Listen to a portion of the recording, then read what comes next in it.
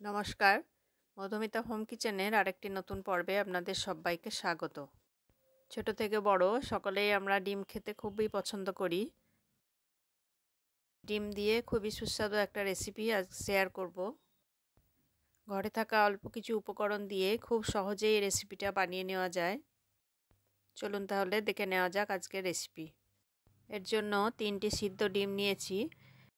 চাকুর সাহায্যে লম্বালম্বিভাবে দুভাগ করে কেটে নেব। সব ডিমগুলো 2 পিস করে কেটে নিয়েছি। এবার মিক্সার জারে দুটো পেঁয়াজ ডুমো করে কেটে দিয়ে দিলাম। স্মুথ একটা পেস্ট বানিয়ে নিলাম।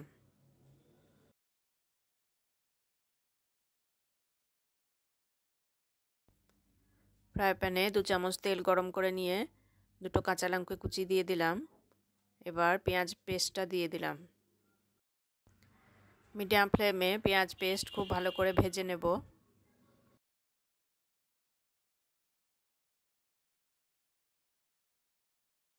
পেঁয়াজ ভালোভাবে ভাজা হলে এবার 1 চামচ আদা রসুন বাটা দিয়ে দিলাম। পেঁয়াজের সাথে আদা রসুন বাটা খুব ভালোভাবে ভেজে নেব।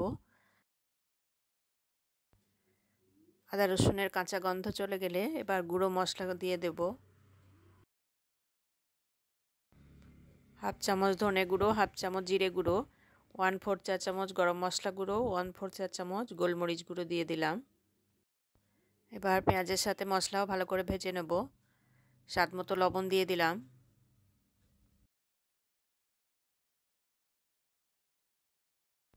সামান্য একটু চিনি দিয়ে দিলাম। মশলা খুব ভালোভাবে ভাজা হয়ে গেলে এবার আগে থেকে ফুটিয়ে ঠান্ডা করে রাখা 200 ml দুধ দিয়ে দিলাম।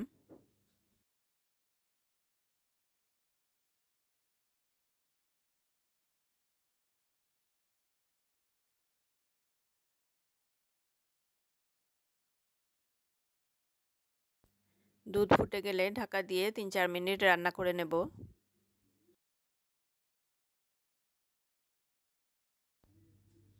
এবার সিদ্ধ ডিমগুলো দিয়ে দিচ্ছি।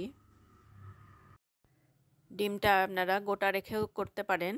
সেক্ষেত্রে ডিমের গায়ে নাইফের সাহায্যে চেরা লাগিয়ে দিতে হবে। উপর থেকে কিছুটা গ্রেভি ডিমের উপরে ভাবে দিয়ে দিচ্ছি।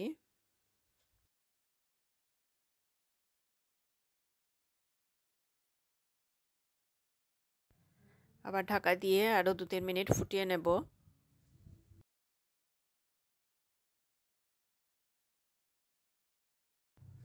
গ্রেভি বেশ কিছুটা ঘন হয়ে এসেছে।